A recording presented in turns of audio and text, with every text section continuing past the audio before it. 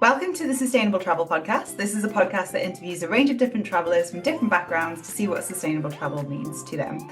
Today we're here with Dani, who is a content creator, and at the moment she's running a series on why you should skip the day trip. So, Dani, we're so excited to have you here. How are you doing? I'm good, thanks. Good to be here. Good, good. So I want to kind of start by introducing you. So tell us, who are you? How did you get into traveling, first of all? I'm Danielle. I live in Philadelphia. I'm a school teacher. Um, got into traveling actually on my honeymoon, so really late. I laugh all the time, like when I see reels and posts that are like, I dreamed of this. This was my Pinterest board. This is what I always wanted my life to be. I always wanted to be a teacher, and I am a teacher, but I didn't always know I wanted to travel. So this is kind of like a dream that's been developing over the past 10, I mean, it's been 10 years now, but it really did start with our honeymoon. We went to Italy on our honeymoon and we were just mesmerized. And then kind of, we got home and I watched some movie about Amsterdam and texted my husband, "Do you want to go to Amsterdam for Christmas?" And he said yes. And then we just kind of kept going from there. So we've been traveling ever since. I regret not starting content creation and writing about it and talking about it a lot more much earlier, but I am glad I'm doing it now, excited about it. It's been a lot of fun. It's a great side thing to be doing along with teaching. And I guess with my plan for me, Dani, like idea is that being a teacher really does translate to a lot of things like this. I'm a really good planner, really organized, really structured. So it kind of like fits together in a way, even though you necessarily might not think they go together. 100%. My travel story is so similar to that. I remember I never thought about traveling. Like in the UK, we tend, like most British families, will go to Europe for their summer holidays, but it'll be like a trip to France or a trip to Spain. Like it's not, I hate to like differentiate between different types of travel, but it's not what we would call like traveling. Like it's just Right. a holiday or like a vacation with your family. And same on the content creation. My God, if I had started this like 10 years ago, my life would be so much easier. Yes, and so many places we've been that are so cool. Like I have nothing from Peru. I have nothing from Cambodia, Vietnam. I mean, I have pictures, but they're old. Sometimes though it works. Like I just did a recent post for the day trip series about Milos, Greece, and they look vintage. Like it looks like someone would have put a filter on them and tried to make it look that way. So I'm just going with that. Yeah, people love photos. That's absolutely content creation. That's fine. Yeah, yeah. So you obviously are doing this awesome series at the moment, which I love, about skipping day trips. So how did that come about? So I guess I mean, naturally it came about just from, I guess, doing a couple of day trips that then I found myself wanting so much more. Going to Sintra in Portugal stands out in my mind a lot. Like I was on a trip with my girlfriends. We took the train there. We ended up like walking to the Pena Palace, which if you've been there before is a lot of people take like a little bus or a tuk-tuk or it's quite a walk. Which is awesome, but by the time we got down, that was all we got to do there.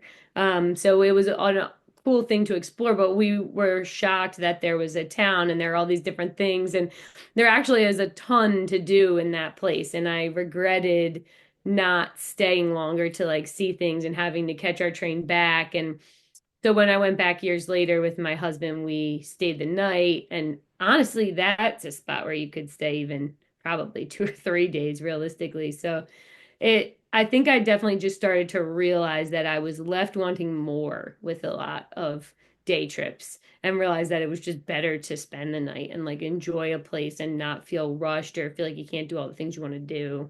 Yeah.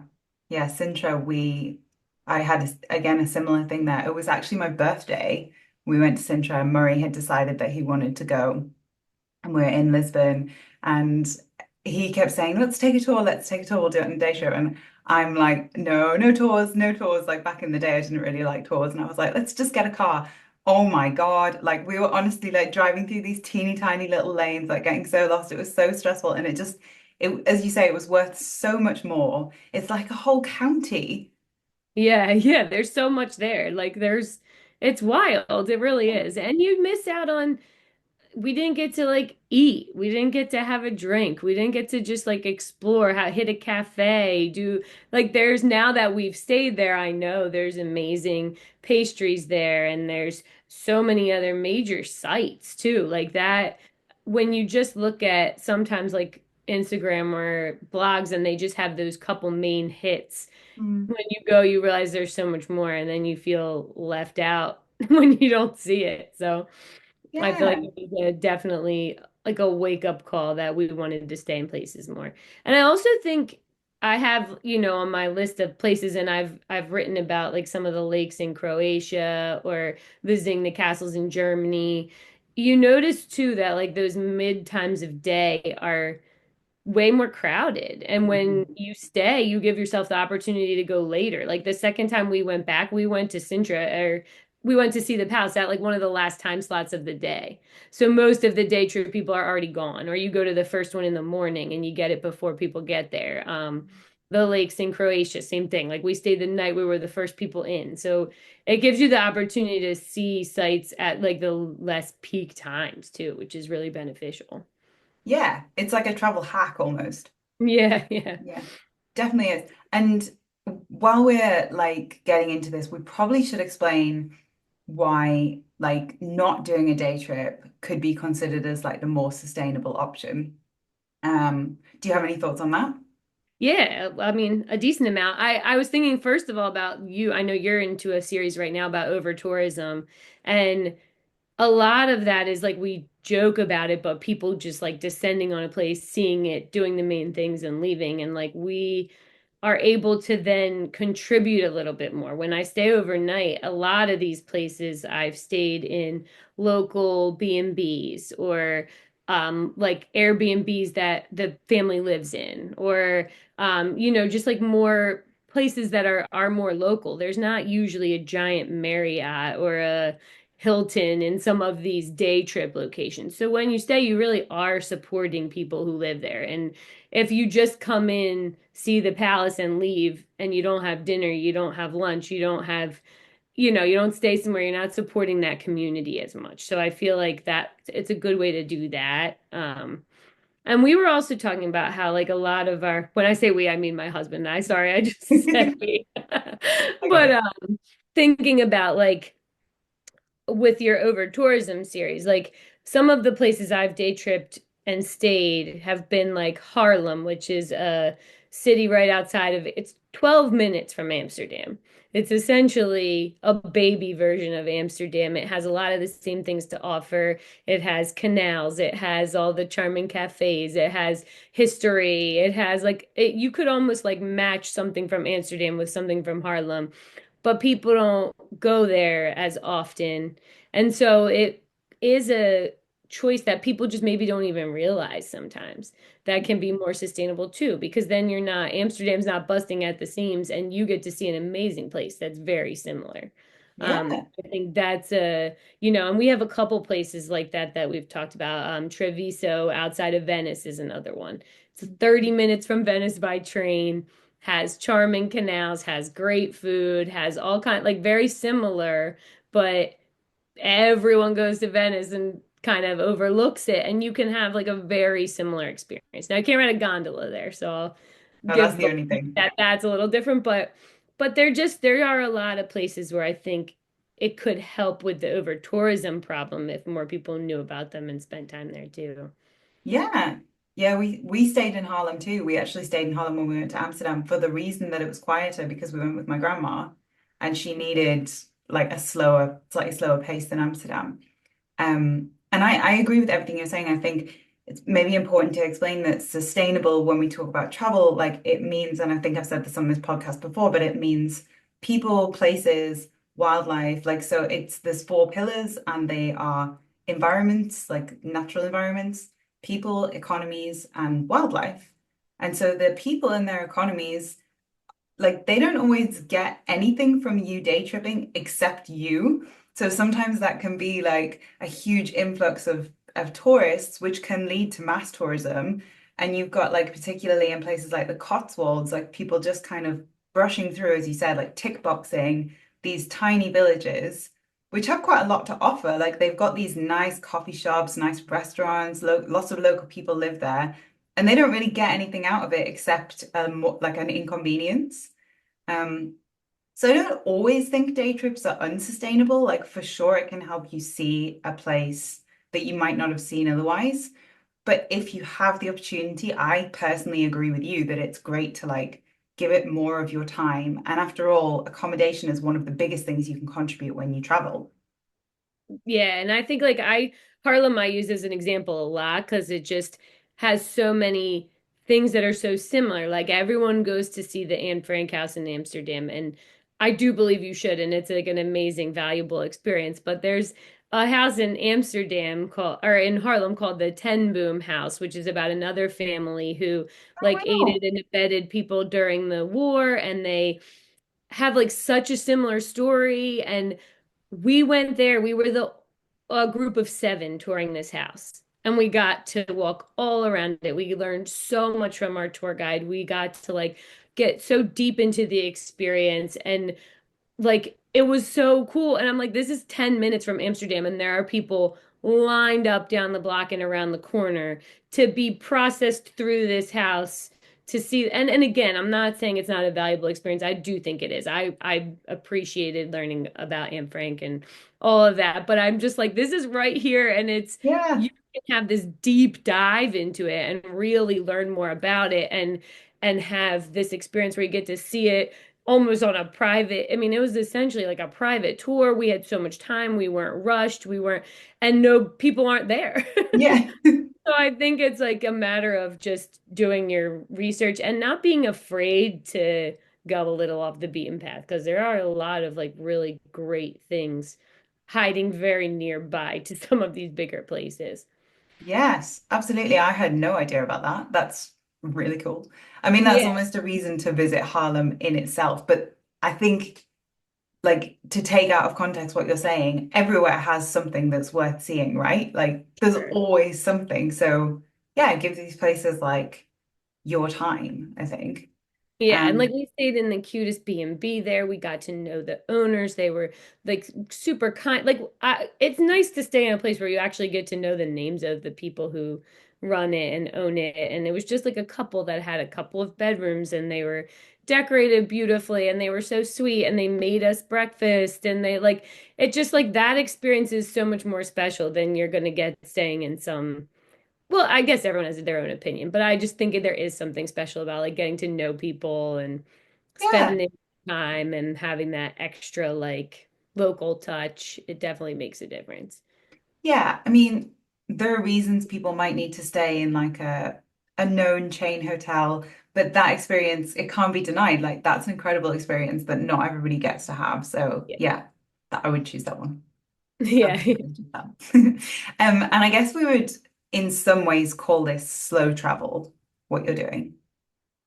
Yeah, it's funny. I know when you kind of like when we talked leading up to this, I was thinking like it's I'm a school teacher, so I don't Yeah. get to travel for months at a time.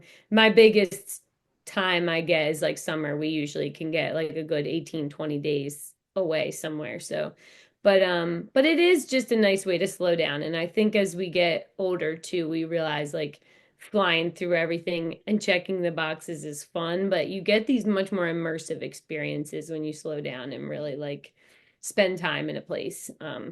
I use like uh Prosecco Hills as a good example of that. Like stopping there in Italy between Venice and the Dolomites. I think most people just go straight from one to the other. And that's probably what I would have done in the past. But like now I'm looking for these little places in the middle, these spots Mhm. outside the big cities, like finding ways to slow down and stay in places that have this stuff to offer. It's also more relaxing and like and they're the places where you get to walk, you get to bike, you get to be outside a little more. Like I think we're big on that now as we get older too. So just enjoying a place instead of going through. I think not to ramble, but the Cinque Terre is one of my favorite places. If you follow any of my stuff, you'll know I post about it all the time. And I get like it is probably a place that would be on your over tourism series too. And I get upset when people post about it and say, "Oh, I hated it," or they post the Instagram versus reality where it's so crowded and I'm like, "You didn't do it right. If you came, you tried to see all five villages in one day and then you went back to Florence or Rome and you didn't even stay in a town, you didn't really experience it. Like there's so much to do to see that is not just that canned experience of what it looks like when you come through fast. Like you almost have to slow down to enjoy that place. I know. And so I feel like there's some of that too. Like if you just really take the time to slow down a little bit, you see more of the magic of a place. Yeah, well said. And no, it's never rambling if you're passionate about it. Yeah. Like, I love that. I love that. I think there's such a misconception about slow travel. Like, you're kind of my inspiration for it because every time I stopped posting about slow traveling, honestly, because when I was like, I guess when I started posting on social media, I was slow traveling through parts of Africa and I had 7 months. So I was Yeah. taking my time. I was like just meandering down like on public transport whenever I fancied it. And I started posting about it and I would get these comments like, you're so privileged and like, and I am privileged and I accept that. But Yeah. at the end of the day, like you don't need to have months to slow travel. And I really stand by that. Like I really think that's true. You can have 2 weeks and rather than trying to see 6 countries, Mhm. you could do one Yep. or two if you have to, but like, even just like 2 cities and really like take the time and like immerse yourself in them. Yeah, and just like dive deeper into a area or a region, which I feel like is something we're trying to do more now too. We Yeah. definitely used to be people who would try to see more, and now I'm like trying to do less. Yeah. But But yeah, it's you so still funny. can do less even in a short amount of time. You really can. Like, Yeah. It's so funny. Like everybody that I speak to who has, I suppose, either like had an experience of traveling and really loved it or has been traveling for a long time, more and more I hear, yeah, I really like, I'm enjoying slowing down. And, you never get people saying, gosh, I wish I'd gone faster. Like, I wish I'd really sped my way through there. right, right. Yeah, exactly. It's so true. Yeah. And you miss like I think about places again, like the castles in Germany. When we did those tours and saw all those, like we stayed in the town of Fusen right nearby, like the night before and the night after. And I'm like, people are like, oh, I went from Munich to the castle. It was so fast. It was so quick. We didn't see it. And I'm like, well, yeah, that you did get to see it and it's awesome, but you missed a lot. Like Yeah. I do feel like that experience of staying around and seeing more is valuable. Mhm. And again, not no, neither is right or wrong, but I'm just finding more enjoyment in slowing down and staying in places longer and appreciating them instead of going on these like fast tours that just kind of fly you through everything. Yeah, there's always a reason why people need to go fast, and that's like totally fine. People's like travel in different ways. Um, but this is your way of traveling sustainably, and I really like it. I really think it's so valuable and like at the end of the day, places like the castles in Germany, they're beautiful, but they're actually interesting because of the history. And the history plays into the culture, which you get when you stay in these places. So it kind of gives you this like whole package experience that isn't really like a thing when you're just whistle stopping your way through it. Like maybe if you're on a tour with a guide and they can help you, but like as you say, it's just like there's just a whole thing. And also like the day, like the time of day that you go could be morning, could be like Yeah. sunset. It's really nice. I really like it. Yeah, well, and like you said, I like always have on every list for when I'm talking about a place where I didn't day trip. Like sunrise and sunset are genuinely some of the coolest parts of a place. Like I Yeah. love seeing sunrise and sunset somewhere. So I'm always like feeling sad if I missed it in a place. Like I'm like, oh, the sunrise in that town would have been so cool and we left. Like, and I know that's like trivial, I guess, but it is like something that I really appreciate and enjoy. And like getting to do that in all these different places is special too. Yeah. To get up for every sunrise. I like to. I really do like to. So I found it refreshing. fun. I mean, my husband's not as much, so I'm up alone a lot, but You're like full of energy though. You're that kind of person. Yeah, I try.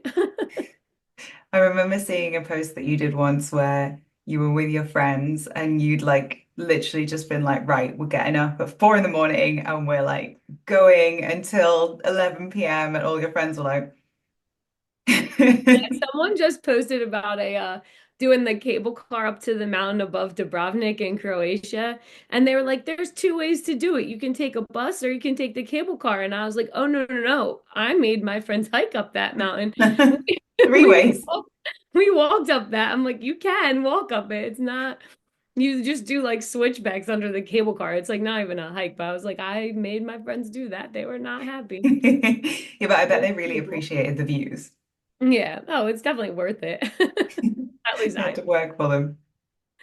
No, that's so good. That, I mean, like honestly, for me, that is a lot of what travel is about as well. Like, yes, I travel slow, but I also am on the go all the time. Like Murray says that I'm like a hummingbird because I'm Yeah. literally like, "Buzz," like I love seeing all the things I can see and like I can't get enough.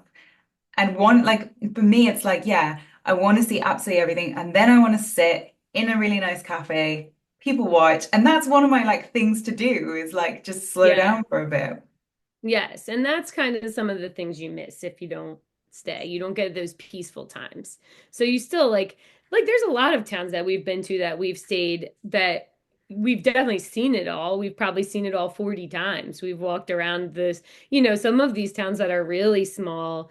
Menton is a great example in France. Like a lot of those small towns in the south of France, people kind of town hop throughout the day. And if you go along the train line there, you can see a couple of towns in a day easily. And you can probably walk around a lot of them in an hour. But you do see it. So it's like awesome. If you really do want to see a lot of places, that's a great way to do it. But you do miss those peaceful moments. Like you miss Yeah. just getting to soak it in and enjoy it and just people watch and kind of like Yeah. relax, see what the vibe actually is. Like that's part of what I like just slowing down for that kind of stuff. Yeah, I've this is like slightly off topic, but I'm taking a trip in June. I've decided to take my dog Zuri from the UK to Portugal. So we were gonna initially just fly and put him in kennels, but he's quite nervous at the moment. So we decided, right, I'll take him because I've got the flexibility of time with my job. Yeah. And yeah, I'm literally driving him from the UK down to Portugal. And it's one of those things where I will be stopping in like all the places that everybody skips and like misses out. And I'm like, I'm quite excited. I'm like, I think it's going to be kind of interesting. Like, yeah, there might be places where there's nothing. Right. Um, but I don't know, like it'll just be part of the journey. It'll be part of like experiencing that. Yeah, and like taking your dog's gonna make it feel so much more local too. Like you'll feel like you belong there. Like walking the Well, dog, I feel like just makes you feel like you're there. yeah, I mean, I feel like I'm gonna have to get out and go for a walk and things because I'm Yeah. the kind of person who, if I was there on my own, I'd just be like, yeah, I'll just stay in my hotel. Like, I'll just like Yeah. stay. I'm not like wanting to meet people, but like Surya is gonna force me. He's gonna be like, right, we have Yeah, to go yeah. for a walk. So yeah, that's Yeah. good. Well, and that's where I feel like I'm getting like silly with it. Like I'm like, how obscure can we get? Like what towns can we find that like no one is going to that I can go stay the night in? Like it's like becoming almost more fun to Yeah. like start to find these places. Like my summer plans are looking for all these small towns in Italy that I can like Yeah. go and really stay that maybe people don't normally stay. And also finding those places that are near the big attractions, because there are a lot. Like there are so many beautiful small towns outside Rome, outside Florence, outside Paris, outside, the big, like we just did Hungary, and I didn't want to just go to Budapest. We made sure to like go stay in a couple other towns outside the main part to just get like a real feel for it. And we love those big cities, but all my best like experiences of really bonding with people tend to come in the smaller places. Like Yeah, when I it's tell true. stories about that, it's always like from a small town we visited.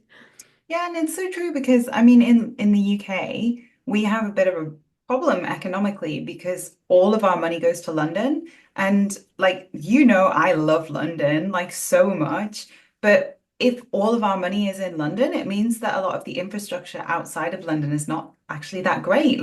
I mean, yes, like comparatively to other places, we're very lucky, but like it's not as good as it is in London. Like we don't have the same public transport, we don't have whatever. So it's kind of it's important that like money does get dispersed. So like what you're doing, it's really good. And yeah, we love cities. Like I love Rome, I love Venice. Like those places are amazing. That's why people go there.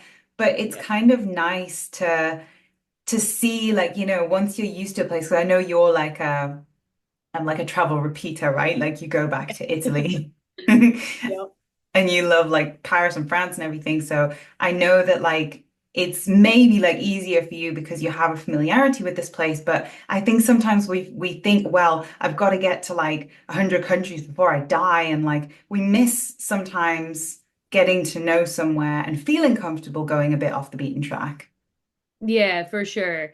And I think a lot of people, rightfully so, especially if you're newer to traveling or in the beginning, like I'm definitely gaining confidence more and more every time we do these things, but Hmm. always are just thinking, like I think a lot of people are nervous. They're nervous about language barriers. They're nervous that in a smaller town they won't be able to like navigate as easily or speak to people. And then as you start to go, you find out there's a lot more ways to connect than you realize.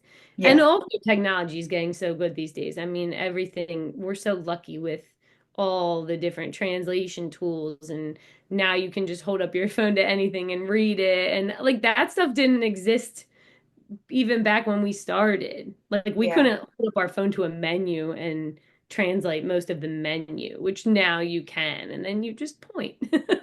Yeah. And But you like can it does like there's a lot of tools that make it easier now too, that make it less intimidating, I think. You can even hold your phone to someone to speak into, and then it'll translate it. We did that in Egypt because I couldn't type the Arabic. Oh Um, yeah, yeah. yeah, it's so good. And like Google Maps and everything, obviously, as you say, we're so lucky. We really have it easy compared to like our mums and like grandmas and things. For sure. So Danny, you've talked about Harlem loads. Would you say that's been your favorite experience as like a non-day tripper? I don't know. It's definitely one of them. It's hard to say. I think Montepulciano was one of my favorites too in Italy. I think a lot of those Tuscan towns make for really good day trips too. But that one, again, we stayed over and stayed in like a local B&B. It was a family-run house essentially with just like four suites in it. And the best part of that one was they did a local wine and like product tasting on their roof. So they had a beautiful rooftop that overlooked the whole town and they did like they would do a course of wine some from somewhere in the area and then like olive oil, different Oh, cheeses, meats that had been done like right in that area. So it was all local things coupled with the wines like in the town. It was just like such a cool thing. And again, if you didn't stay over, you would miss that. It was like a evening thing. And mhm. then that spot was super cool too, building on that, because it is a small town, they told us where to go for dinner and a snack, and like that place then gave us a drink with dinner, and then they gave us vouchers for like a really awesome cafe for breakfast instead of them making breakfast. So they were like the place in itself was even kind of putting us back into the town to do things, which was really cool. And so Yeah. like sometimes finding those spots is like was really neat. Like that was an experience that we couldn't have had if we just breezed through for the day. That's so beautiful. And obviously, like when you think of Montepulciano, you think of wine. So it's Yeah. like you really got that whole experience. Like that's super cool.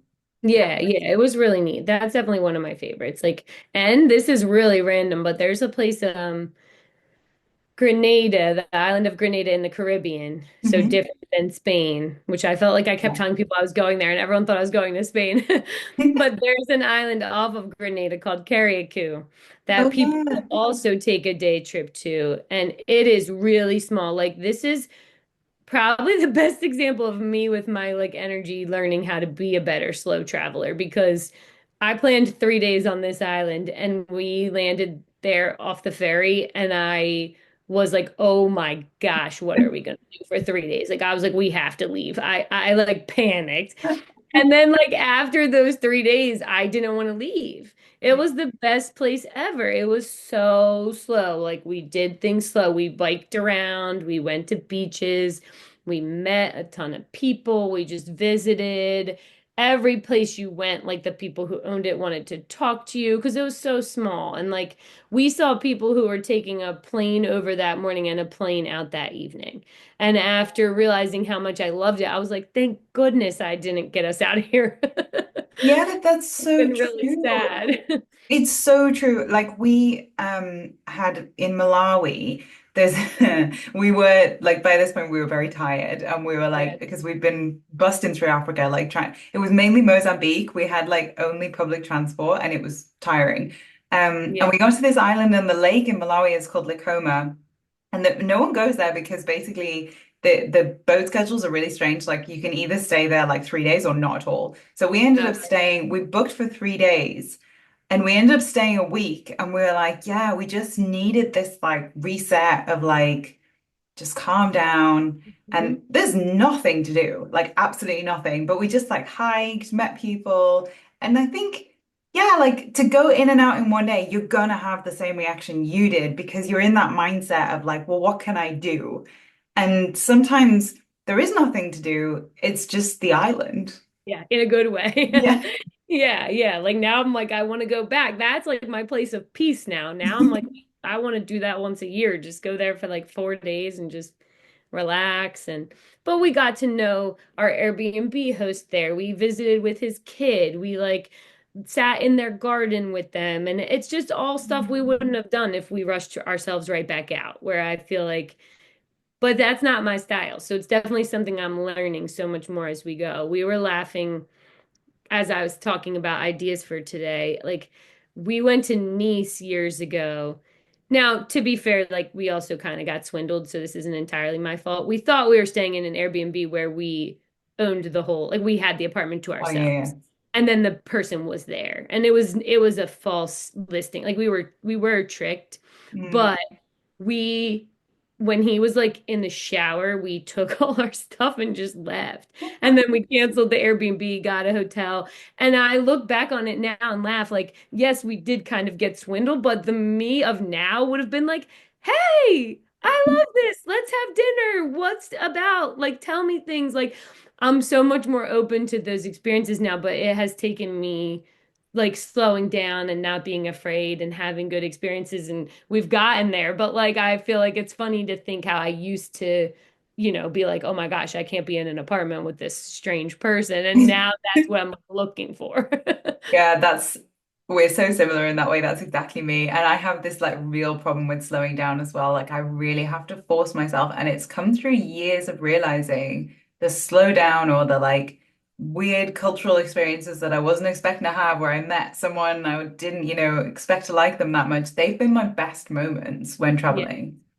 Yeah, for sure. Like even Hungary is another great example where we went wine tasting in Tokaj, which is it's a very popular Hungarian white wine. It's like their most famous type of wine. Mm. But we went on I would just call it, I guess, a more like obscure tour with a guy who was a sommelier in Hungary, but our third stop was not even like a winery or a vineyard. It was literally a guy who's making wine in his garage of his house. And it was our favorite part of like that whole trip. We just sat in his kitchen with him, talked about life and wine and like got to know him. And those end up being the things that like when I come home and talk about stuff, I'm not like I saw these cool buildings in Budapest. I think about that.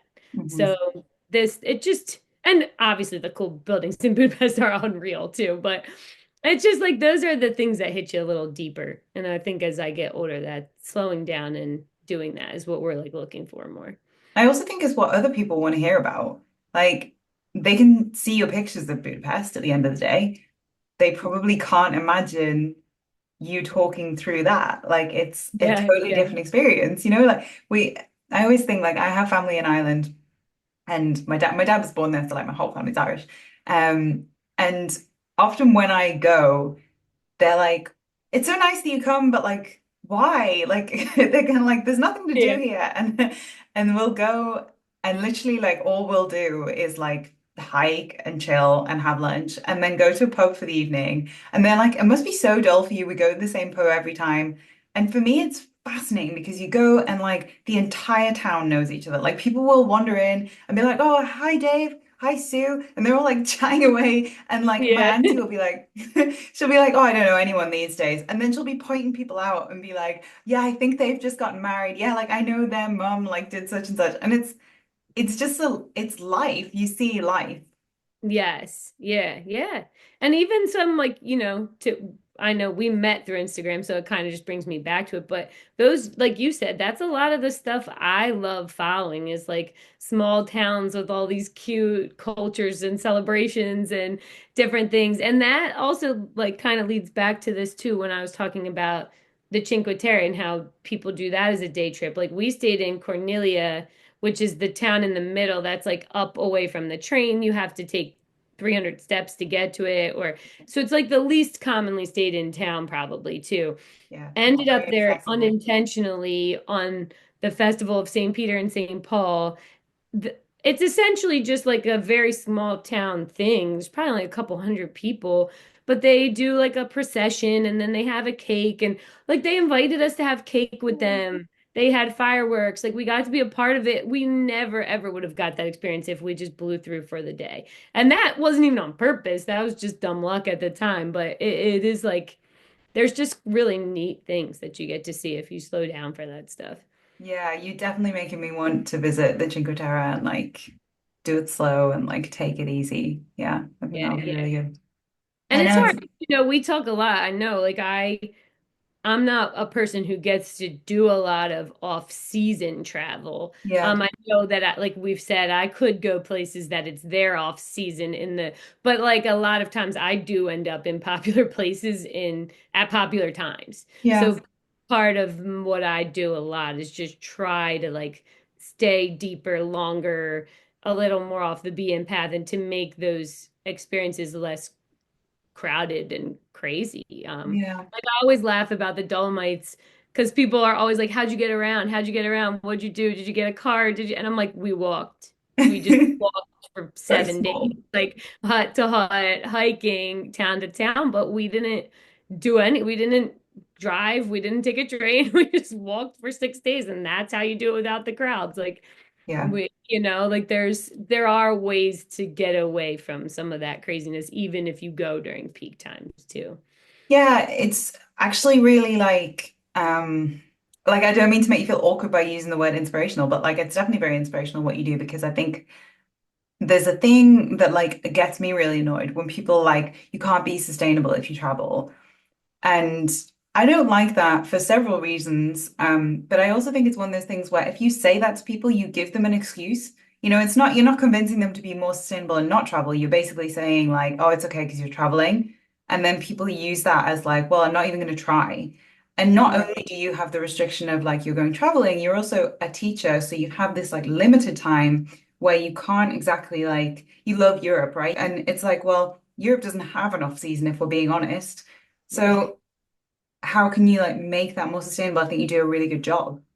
Yeah, and it's funny, like I was saying, my husband before this was like, what do we do that's sustainable? And I was like, we actually do a lot of things. Like we try to shop local. We love a picnic. We love to go to a market and get whatever they're making and have that while we watch the sunset. Like I was like, we do stay in smaller accommodation usually, more local. Like I'm like, there's a lot of things we do that you don't even realize that we're doing them, and it doesn't offset everything. Obviously, we do have to fly a lot. We don't go as slow sometimes, but there's checks and balances. And then I am like the cool thing again about Instagram and like making all these connections is just when you're more aware, you try to do better. So there are a lot of things that I think about now that I didn't think about before that Mm, come into play that I'm just like, oh, we could do that, or we could look at this differently, or we could, that like I probably didn't before I started talking to a lot of you guys and different accounts like you on Instagram that now I realize it.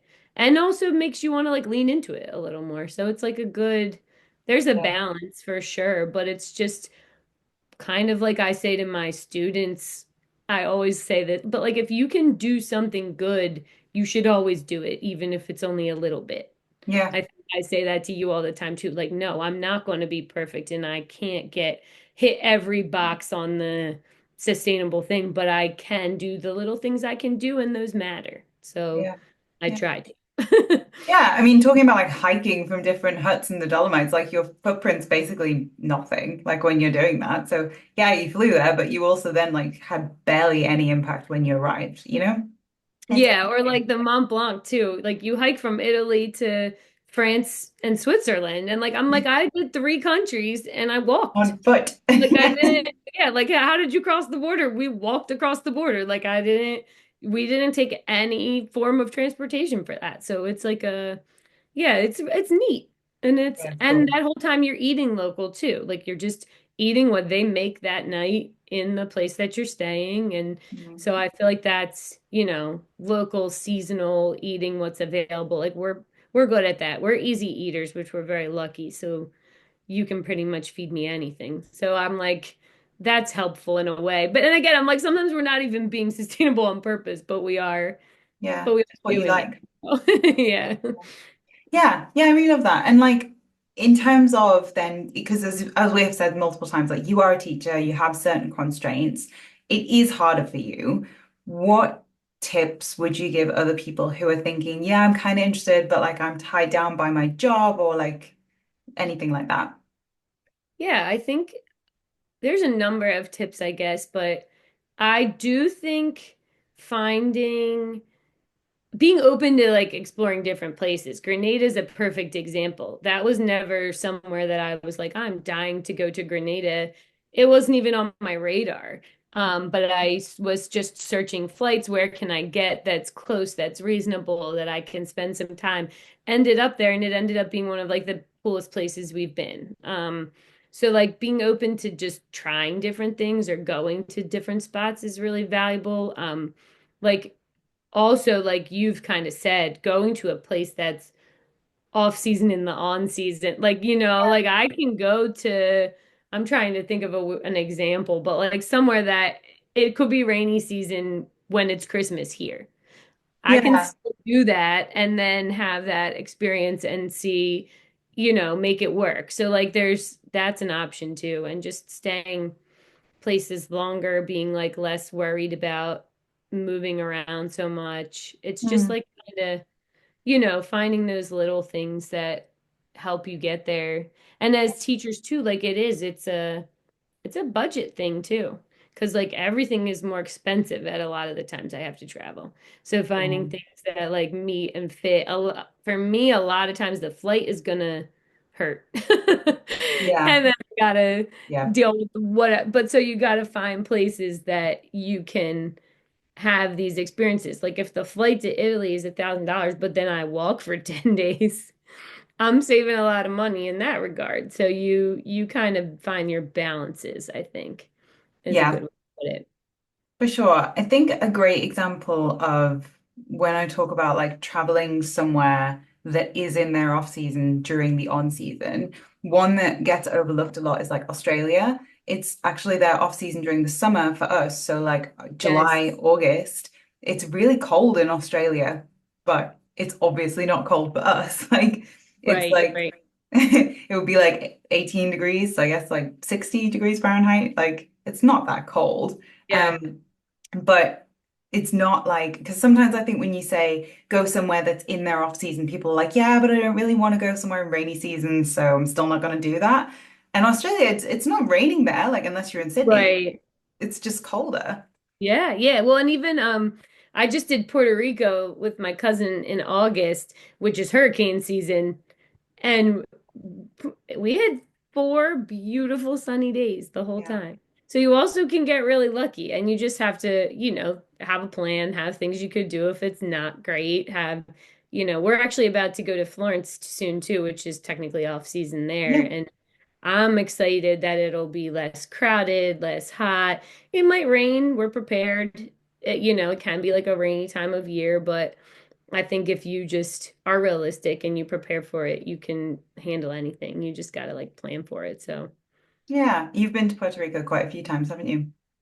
Yeah, we kind of grew up going there. My dad played professional baseball. I don't know if I ever Oh, cool. mentioned that. And so he did spring training there, like a lot, a couple years when we were growing up. So then my parents loved taking us back there to see it. So then my cousin and I just kind of have like a love for it from that. So, Yeah, I've seen you post about it a lot, and I've heard you talk about it too. And I really want to go to Puerto Rico. Like I had this friend a while ago who she worked on cruise ships, oh, and okay. she actually said that Puerto Rico was the best place that she'd ever been. She ended up stuck there for a few weeks, and she just said it was the best. Like she had such a good time. Yeah, I hadn't been back in years. This was my first time back recently, and now I'm like, what was I thinking? I forgot how awesome it is. There's a lot there. Like a lot, they have a lot to offer. A lot of really nice. It's not just beach. You can adventure. There's a rainforest. And for US people, we don't even need a passport. Yeah, So, so it's like a great spot and the East Coast for me, it's a really fast flight too. yeah, So. nice. But yeah, it's awesome. You definitely got to get over there if you can. I know, I really want to. And obviously, like the title of this podcast is the Sustainable Travel Podcast. So I always ask every guest, what does sustainable travel mean to you? So I think, we've kind of talked a lot about it throughout this, but for me, it's like a learning journey right now. I definitely think like it's not the first thing I would have had come to my mind initially when traveling, but now that I'm learning more about it and thinking more about it, and also trying to be as a teacher always a like leader and role model for my students. I try really hard to teach them and like act the way I'm telling them to act. Like if I'm telling them to do something, I'm trying to do it myself. So I'm trying to be more thoughtful about it. So I think for me right now, it's about learning more about it and then trying to implement what I'm learning. So I'm still, we always use the example, or we've talked about like the elephants in Thailand is a great example. We went in 2017. I went to a place we didn't ride them, but we did the feeding them bananas and bathing them and all that, and thought we were doing something just fine. And I know it's not the worst thing in the world, but it's definitely something I've learned from that experiences that I wouldn't do again. Mm. So I think like for me, it's growth. Sustainable travel is like a learning and growing thing. The more I figure out the things that I can do, the more I'm trying to do them. And then the things that I can't, or that are harder, like I can't eliminate flying entirely. I can't some of those things right now, but just trying to offset those with the things I can do. I absolutely love that answer. I think that for me, everything to do with sustainability has been growth. Like it's always when we know better, we do better. Yeah. And you can't know everything. You cannot know everything in the world. Like you just can't. And we live in a very, I often refer to The Good Place in this show. Have you seen The Good Place? No. Watch it, you'll love it. Okay. But but The Good Place is a show that like it talks about like getting into heaven versus getting into hell and how it's like super complicated nowadays because the world is a really complex place. Like even things like buying a tomato, like you don't know where your money's going, you don't know what like is funding that. Like it's so complicated. And I think when it comes to sustainability, like we live in a world where we just can't have all of the information. So learning and adapting and trying to do better every single day is like so important.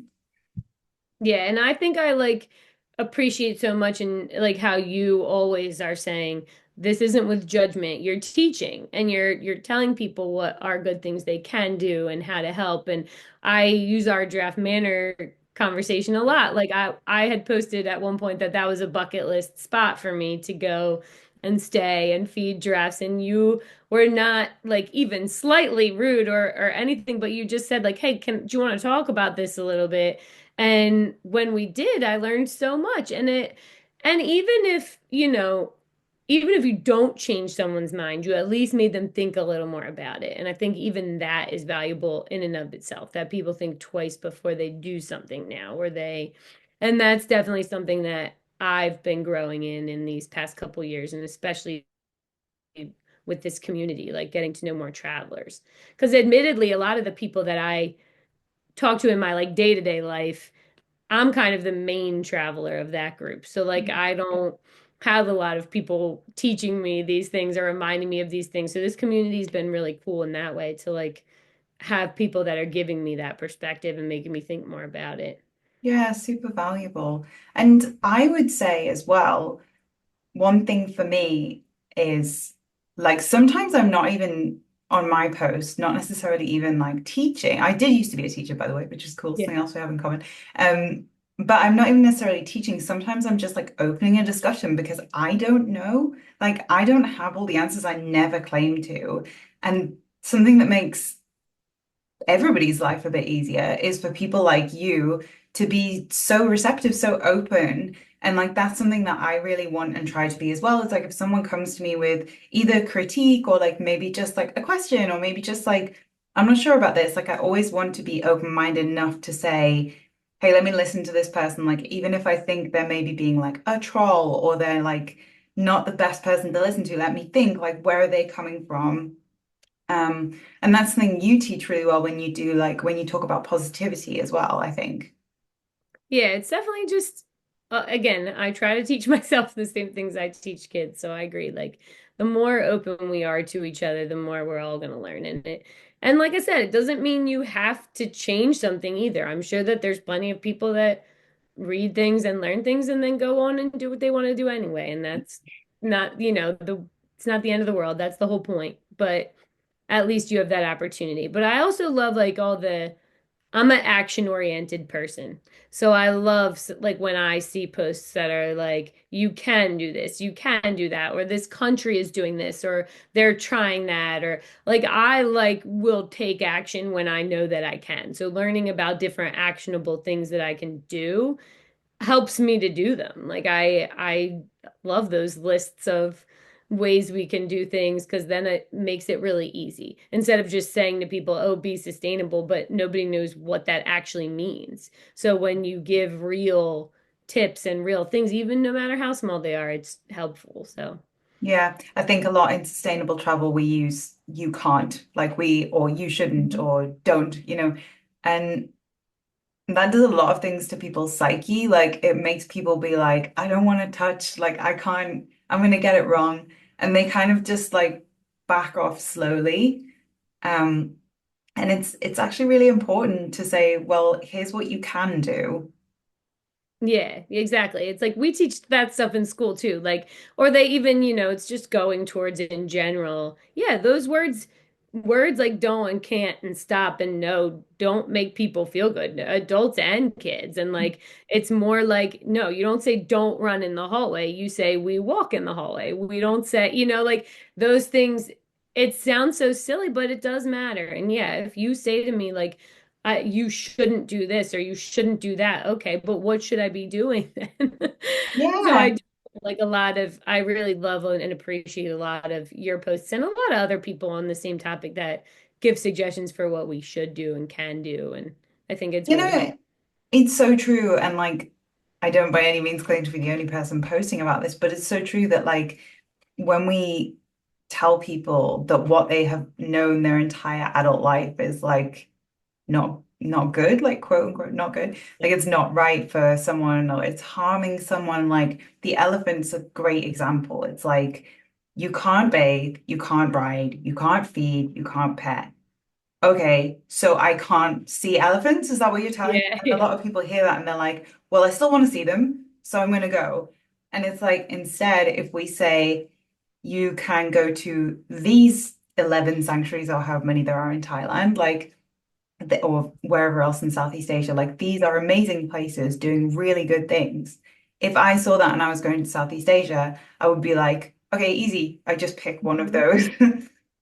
Yeah, exactly. It definitely makes a difference. Yeah, I think that's really important. And okay, so I think that kind of brings me to my last question, unless you have anything else that you want to discuss. I don't think so. Cool. So yeah, where can people find you and what are you working on right now? Um, just kind of growing everything.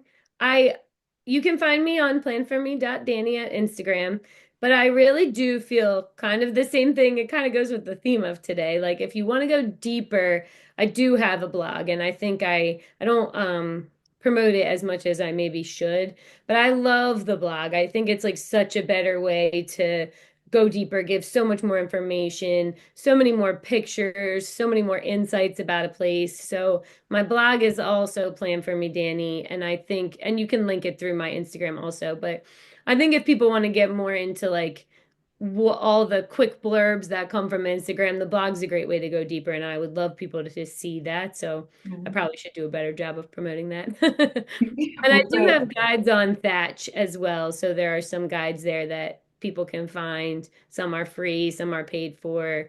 I also have a lot of free guides on there for places I love to stay. I Mhm. do get a lot of feedback that people like the places I find for Mm. stays. So I think it's a good one to have out there too.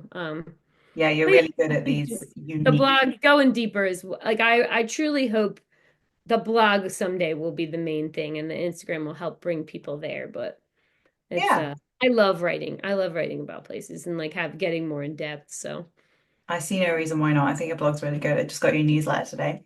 I yeah. Okay. I'll put the blog in there like above your head. Do you have any posts about places that we've mentioned today that I can put in the description?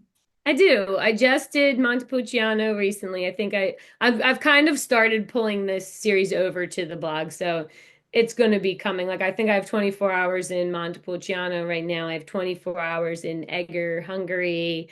Um, you probably could find a couple other ones, some itineraries, um, different things like that. But a lot of these spots, oh yeah, Cornelia in the Cinque Terre, Monte Rosso, Prosecco Hills. So yeah, there's a lot of them. Quite a few from the series are already on the blog and kind of give you a more just deeper dive into what those places are like and some of the experiences we had there. Sounds like we should just be reading the blog for like travel material. Yeah. Yeah. That's nice. I was gonna say as well, oh yeah, and on at the moment you have, because you said you're like you get a lot of feedback for your accommodation. I think you are really good at finding these like unique places. And I saw that you have actually a new series out on Instagram at the moment where you're talking about like unique stays, right? Yes, yeah, I'm doing Where to Stay Wednesday too, which is funny because a lot of times it's like a crossover. I always say like it's where to stay in these day trip places. So if you're looking at them and you're thinking, that it's harder. It can be harder to find like a good spot in some of these towns or to make sure that you're actually in the town. Like so many of these places, sometimes you might be 2 miles out and you don't realize it. So spending the time finding where to go. So I'm good at, or I hope I'm good at finding like some of those spots in some of these smaller places and like really getting a little off the main booking sites. Like I know we've talked about this before too, but as creators, it's beneficial to us when you help us out with affiliate links sometimes, like booking.com or Get Your Guide. But I'm always going to be really honest about what I find and what's the best way to book it. And sometimes it's not those sites. Sometimes it's really finding these like direct places, like the place in Prosecco Hills. They're not on any of those sites. You just have Yeah. to go to their site and book it. And I don't get anything for that. But it's truly genuinely like a place. It's a family run like awesome spot that I think people should know about. So I'm never going to gatekeep things because it doesn't benefit me as a creator. I'll always be honest in that regard. So Yeah, for sure. There's no reason to not promote something if you really loved it, just because, yeah, you're not getting yeah. it. So, like, I totally agree. Amazing. Well, Danny, I'm going to wrap up, but you've been an awesome guest. So this has been the Sustainable Travel Podcast. You can find us on Instagram at the Sustainable Travel Podcast or on my website, which is www.thattravel.co.uk/the-sustainable-travel-podcast. Or we also have a Facebook group, which is called Sustainable Travel Tips Group. Thank you so much.